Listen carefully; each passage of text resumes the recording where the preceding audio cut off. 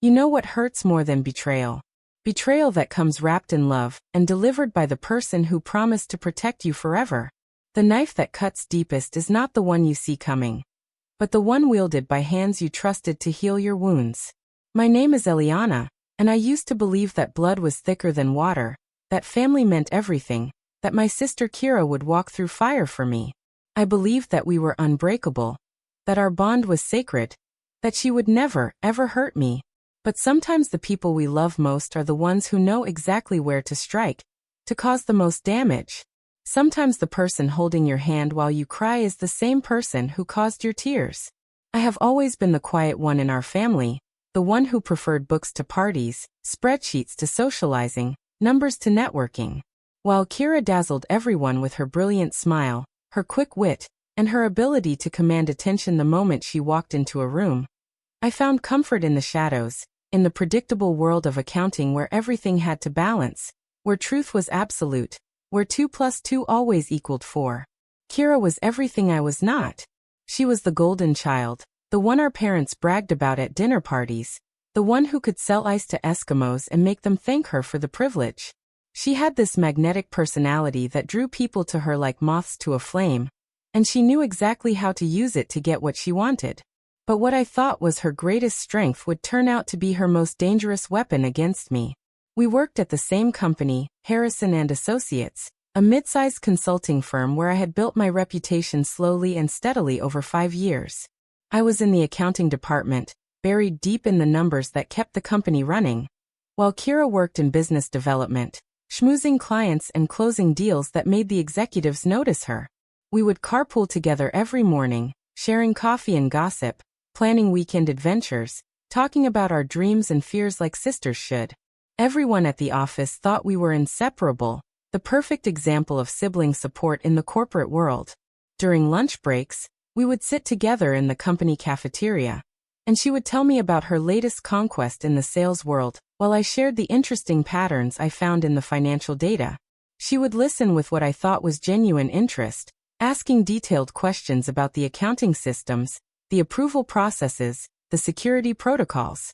I thought she was just being a supportive sister, trying to understand my world the way I tried to understand hers.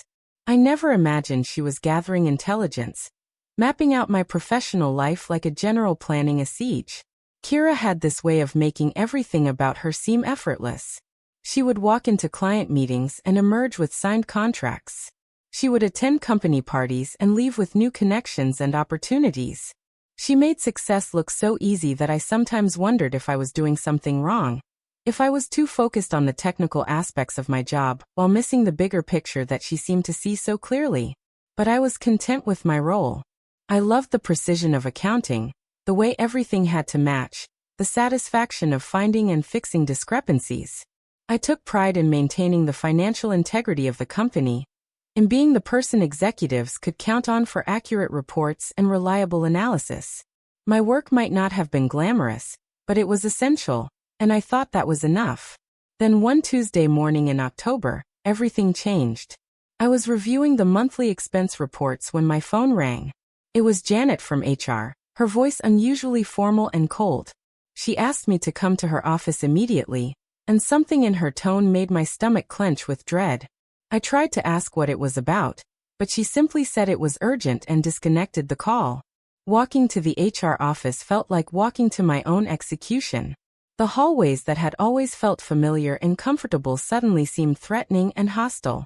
My colleagues avoided eye contact, and I could feel whispers following me like shadows.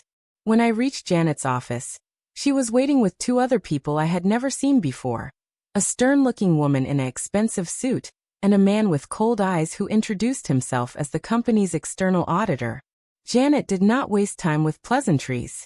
She informed me that there were serious irregularities in the company's financial records, unauthorized payments that had been processed through the system, missing invoices that should have been recorded, forged approval signatures that had allowed fraudulent transactions to slip through our controls.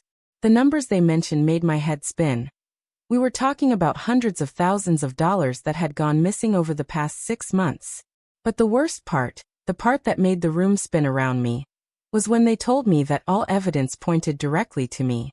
Every fraudulent transaction had been processed under my login credentials. Every forged approval bore my digital signature. Every missing invoice had been deleted from my access terminal.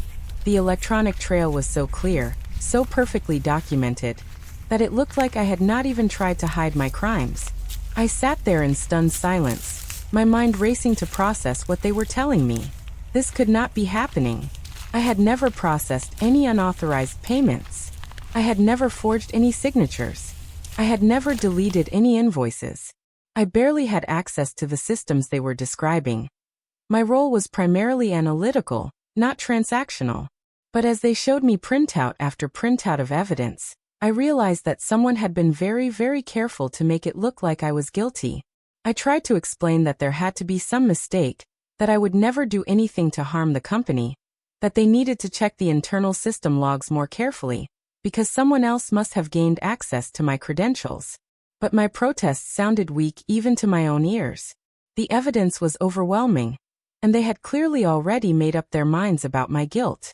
The external auditor explained that they had been monitoring suspicious activity for weeks, that they had built an airtight case against me, that the company would be pursuing both criminal charges and civil damages.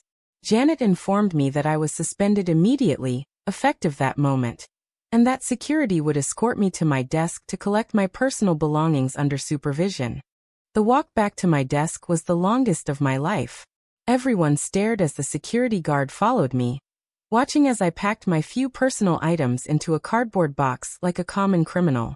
My hands shook as I gathered my coffee mug, my family photos, my small cactus plant that had survived on my windowsill for 3 years. Everything I had built at this company, every relationship I had cultivated, every bit of respect I had earned. It was all crumbling around me in real time. As I walked toward the exit with my box of belongings, I saw Kira rushing toward me from across the office floor. Her face was a mask of shock and concern, and she immediately wrapped me in a tight hug, whispering urgently that everything would be okay, that we would figure this out together, that she would not let them destroy me. Her embrace felt like a lifeline in that moment, the only solid thing in a world that had suddenly become quicksand beneath my feet. Kira drove me home that day, her hand on my shoulder as I sobbed in the passenger seat. She kept saying all the right things, that she knew I was innocent, that this was obviously a setup, that we would find the real culprit and clear my name. She promised to use her connections at the company to investigate, to ask questions, to gather evidence that would prove my innocence. She said she would take time off work if necessary to help me fight these charges. But even through my devastation, something felt wrong. Kira seemed too calm, too composed for someone whose sister had just been accused of major financial crimes. Her words of support felt rehearsed, like she had practiced them in advance. When I asked her specific questions about who might have access to my login credentials, or who could have forged my digital signatures, her answers were vague and deflective. She kept steering the conversation away from technical details and toward emotional support. Over the next few days, as the reality of my situation began to sink in, I noticed more inconsistencies in Kira's behavior. She would disappear for hours at a time, claiming to be investigating on my behalf, but she never had any concrete information to share when she returned. She seemed to already know details about the case that I had not told her, details that should have been confidential. When I mentioned hiring a lawyer, she quickly discouraged me, saying it would make me look guilty and that she had connections who could handle everything more discreetly. The breaking point came when I overheard a phone conversation she thought I could not hear. She was in the kitchen, speaking in low tones to someone about keeping the timeline consistent and making sure the evidence holds up. When she realized I was listening, she quickly claimed she was talking to a friend about a completely different matter, but her explanation felt hollow and forced. That night, I could not sleep. I kept thinking about all the strange little details that had not made sense. All the times Kira had asked seemingly innocent questions about my work. All the occasions when she had borrowed my laptop when hers was supposedly broken. A terrible suspicion began to grow in my mind. A suspicion so awful that I tried to push it away, but it kept returning like a persistent nightmare. I decided to do something that felt like a violation of trust, but I was desperate for answers. I accessed our home Wi-Fi router logs to see what devices had been connected and when. What I found made my blood run cold. There were dozens of logins to the company's financial portal from my laptop during times when I had been asleep, times when I had not even been home, times when only Kira could have been using my computer. But I needed more proof before I could accept what the evidence was telling me. I reached out to Marcus, a friend from college who worked in IT security, and asked him to help me recover any deleted files from my personal laptop. I told him I thought someone might have used my computer to frame me for financial crimes, and he agreed to help without asking too many questions. What Marcus found in the deleted files made me physically sick. There were drafts of falsified invoices with fake vendor information. There were practice runs of forged approval documents with my digital signature. There were screenshots of my company profile and access permissions. There were even detailed notes about my daily routines, my work schedule, my login patterns. Someone had been studying me, planning this elaborate frame job for months. And that someone had to be Kira. But the most damning evidence was a series of emails from burner accounts that Marcus was able to trace back to Kira's phone. The writing style, the speech patterns, the specific phrases she used, it was unmistakably her. In these emails, she was coordinating with outside accomplices, arranging for fake vendor accounts to be set up, timing the fraudulent transactions to coincide with my work schedule, and planning every detail of my professional destruction. As I read through the recovered files, the full scope of her betrayal became clear. This was not a crime of opportunity or a moment of weakness. This was a calculated, methodical campaign to destroy my career and my reputation. She had been planning this for at least 6 months, carefully documenting my routines, studying the company's financial systems, and building an elaborate web of evidence that would point directly to me. But why? What could possibly motivate my own sister to orchestrate such an elaborate betrayal? The answer came in one of the recovered email drafts, where she mentioned that I had been offered a promotion to senior financial analyst, a position that she had also applied for through internal transfer. The promotion came with a significant salary increase, and would put me on track for management positions that had always been her goal.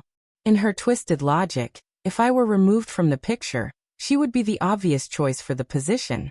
The realization that my own sister had been willing to destroy my life over a job promotion left me feeling hollowed out and broken. This was not just professional sabotage. This was a fundamental betrayal of everything I thought we meant to each other. She had looked me in the eye every day for months while planning my downfall. She had hugged me and comforted me while knowing that she was the cause of my pain. She had promised to help me find the truth while actively concealing her own guilt. But as the initial shock and grief began to fade, another emotion took its place: cold, burning anger. If Kira wanted to play games, if she wanted to manipulate and deceive and destroy, then she was about to learn that even quiet, gentle people have limits. She had underestimated me, had assumed that I would simply accept my fate and fade away quietly. She was about to discover how wrong she was. I made copies of everything Marcus had recovered, storing them in multiple secure locations and cloud accounts that Kira could not access. I documented every piece of evidence, every timeline discrepancy, every technical detail that proved her guilt and my innocence. Then I did something she would never expect. I contacted the company's legal department anonymously, using an encrypted email account to send them all the evidence I had gathered. I did not reveal my identity or indicate that I had any personal connection to the case. I simply presented the facts and let them draw their own conclusions. Within days, the company's internal investigation team was quietly reviewing my evidence, cross-referencing it with their own findings, and beginning to see the same patterns that I had discovered. But I was not satisfied with simply clearing my name. Kira had not just committed crimes against the company. She had committed crimes against me personally. She had stolen my identity, forged my signatures, and systematically destroyed my professional reputation. She had caused me weeks of agony and sleepless nights while pretending to be my supportive sister. She deserved to face the full consequences of her actions. While the company's investigation proceeded, I played my part perfectly. I continued to let Kira comfort me, continued to listen to her empty promises about finding the real culprit, continued to act like the devastated victim she thought I was. But inside, I was carefully planning her downfall with the same methodical attention to detail that she had used to plan mine. The waiting was the hardest part. Every day that passed while she walked free, while she continued her charade of sisterly support, while she probably gloated privately about her success, it was torture. But I knew that patience was essential. I needed to let the company's investigation run its course, needed to let them reach their own conclusions about her guilt, needed to make sure that when the hammer finally fell, it would crush her completely. 3 weeks after I submitted the anonymous evidence, I received a phone call from Janet in HR. Her tone was completely different this time. Apologetic, almost embarrassed. She informed me that new evidence had come to light that completely exonerated me of all charges. The company was prepared to reinstate me immediately with full back pay and a formal apology. They were also launching a criminal investigation into the real perpetrator of the financial fraud. I accepted the reinstatement graciously, but I asked them not to make any public announcements yet. I explained that I wanted to ease back into the office quietly, without drawing attention to the situation. What I really wanted was the chance to watch Kira's face when she realized that her perfect plan had fallen apart. When I walked back into the office that Monday morning, Kira was already at her desk, looking confident and relaxed. She smiled and waved when she saw me, probably assuming that I was there to clean out my desk or meet with lawyers. She had no idea that I was back as a full employee, that the charges against me had been dropped, that the investigation had shifted to focus on her. I spent the morning casually reconnecting with colleagues, accepting their condolences about my difficult situation, and gradually letting word spread that I had been cleared of all charges. I watched from across the office as confusion, and then panic began to creep across Kira's face. She kept glancing at me, trying to figure out what was happening, why I seemed so calm and confident instead of defeated and broken. By lunchtime, the whispers had reached her ears. People were talking about new evidence, about the real culprit being identified, about the investigation taking an unexpected turn. I could see her trying to maintain her composure, but there was fear in her eyes now. The dawning realization that her carefully constructed facade was beginning to crumble. The end came 2 days later. The company called an emergency all-staff meeting in the main conference room, something that had never happened in the 5 years I had worked there. Everyone gathered, buzzing with speculation about what could be so important that it required interrupting the entire workday. I positioned myself at the back of the room where I could see everyone's faces, where I could watch the drama unfold from the perfect vantage point. Kira was sitting near the front, her usual confident demeanor replaced by barely controlled anxiety. She kept looking back at me, trying to read my expression, trying to understand why I looked so calm when she was clearly falling apart. The company's CEO took the podium and explained that they had uncovered a serious case of internal fraud, that an employee had systematically stolen company funds while attempting to frame an innocent colleague. He spoke about the importance of integrity, about the devastating impact that white-collar crime has on businesses and families, about the company's commitment to prosecuting criminal behavior to the full extent of the law. Then he called Kira's name. The room fell completely silent as all eyes turned to her. Her face went from pale to completely white, and I could see her hands shaking as she tried to process what was happening. The CEO continued reading the charges. Multiple counts of fraud, forgery, identity theft, and conspiracy.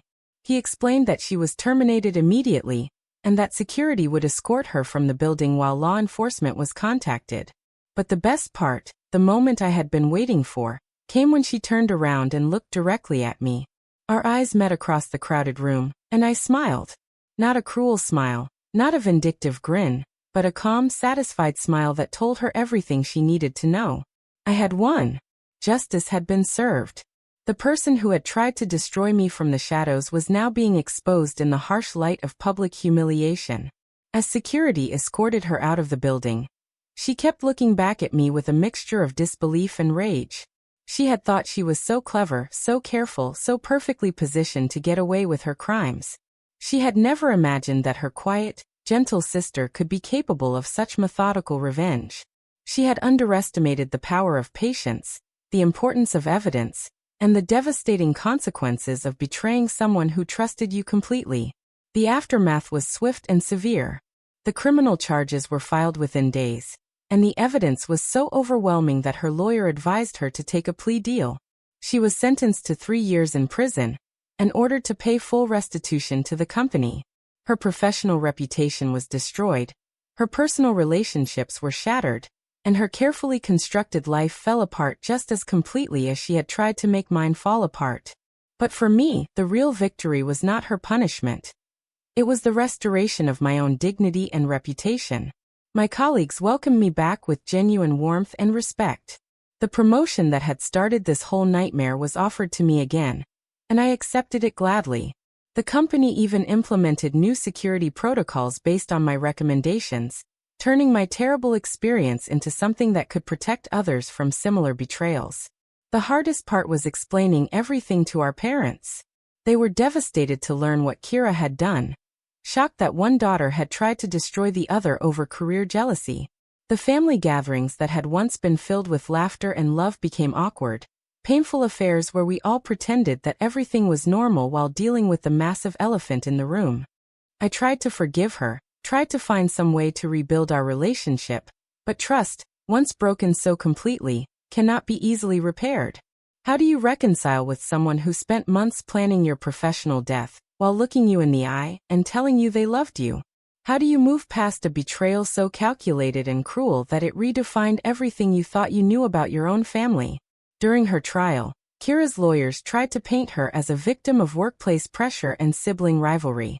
They argued that she had made mistakes but had never intended to cause serious harm. They presented character witnesses who spoke about her charm and her previous good works. But the evidence was too strong, the planning too deliberate, the betrayal too complete for anyone to see her as anything other than what she was: a cold, calculating criminal who had been willing to destroy her own sister for personal gain. I testified at her trial, speaking calmly and factually about what she had done and how it had affected me. I did not seek to make her punishment worse, but I wanted the court to understand the full scope of her crimes. This was not just financial fraud. It was identity theft, family betrayal, and emotional abuse all wrapped together in one devastating package. When the judge read her sentence, Kira finally showed real emotion. She broke down crying, not with remorse for what she had done, but with self-pity for what she had lost. Even in that moment, facing the consequences of her actions, she could not bring herself to take full responsibility for the pain she had caused. After the trial, I tried to visit her in prison once. I thought that maybe, with time and consequences, she might be ready to offer a genuine apology, to explain why she had done what she did, to try to repair some small part of what she had broken between us. But when I sat across from her in the visiting room, I saw no remorse in her eyes, only anger that her plan had failed and resentment that I had been smart enough to figure it out. She blamed me for her situation, claiming that if I had just accepted the charges quietly, none of this would have happened. She accused me of being vindictive and cruel for pursuing the investigation. She seemed genuinely unable to understand that her actions had consequences, that betraying someone's trust comes with a price, that you cannot destroy another person's life without facing justice yourself. That visit convinced me that the sister I had loved and trusted had never really existed. The person sitting across from me was a stranger who had been wearing my sister's face while planning my destruction. The real Kira, the one I had thought I knew, had been an illusion, a carefully crafted performance designed to keep me from seeing the predator that lived beneath the surface. I left that prison and never went back. I changed my phone number, moved to a new apartment, and slowly began the process of rebuilding my life without her in it. It was not easy. Grief for a living person is a strange and complicated thing, but it was necessary. I could not heal while still holding on to the hope that she might somehow become the person I had believed her to be. The promotion I received after my reinstatement led to other opportunities. Within 2 years, I was offered a position with a larger firm at nearly double my previous salary. My reputation in the industry, rather than being damaged by the false accusations, was actually enhanced by the way I had handled the situation. People respected my thoroughness, my patience, and my ability to uncover the truth even when it was painful. I learned that betrayal, while devastating, does not have to be defining. The person who tries to destroy you often reveals more about their own character than about yours. By refusing to be broken by Kira's actions, By fighting back with intelligence and evidence rather than emotion and revenge, I discovered strengths I never knew I possessed. The experience taught me to trust my instincts, to question inconsistencies even when they come from people I love, and to document everything when something feels wrong. It showed me that quiet people can be incredibly powerful when pushed too far, that patience and preparation can overcome even the most elaborate deceptions, and that justice, while sometimes slow, has a way of finding its target. Most importantly, I learned that family is not just about blood relations. It is about loyalty, honesty, and genuine care for each other's well-being. The colleagues who supported me during my darkest hours, the friends who helped me uncover the truth, the mentor who guided me through the legal process. These people proved to be more family to me than the person who shared my DNA, but was willing to destroy my life for her own gain. Today, I am stronger, wiser, and more successful than I ever was before Kira's betrayal. I have built a career based on my own merits, surrounded myself with people who value integrity, and created a life that no one can take away from me through deception or manipulation. The quiet girl who used to hide in the shadows has learned to stand in the light and demand the respect she deserves. Kira will be released from prison eventually, and she may try to contact me to apologize or explain or ask for forgiveness. But I have already moved on from that chapter of my life. The person who betrayed me is no longer my sister. She is just someone I used to know, someone whose actions taught me valuable lessons about trust, family, and the importance of fighting for yourself when no one else will.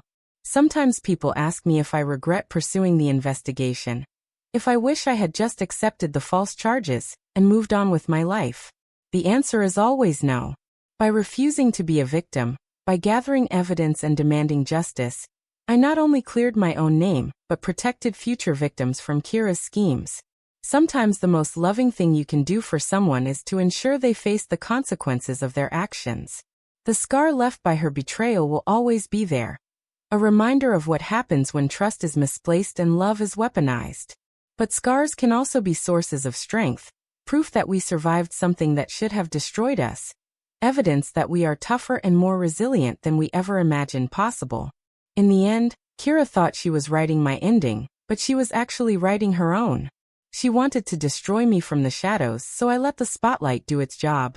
Betrayal cuts deep, but justice cuts deeper, and truth has a way of illuminating even the darkest corners where our enemies think they can hide. If you found this story compelling and want to hear more tales of resilience, justice, and overcoming betrayal, please subscribe to our channel. Your support helps us share these important stories and connect with others who have faced similar challenges. Remember, you are stronger than you know, and your story matters too.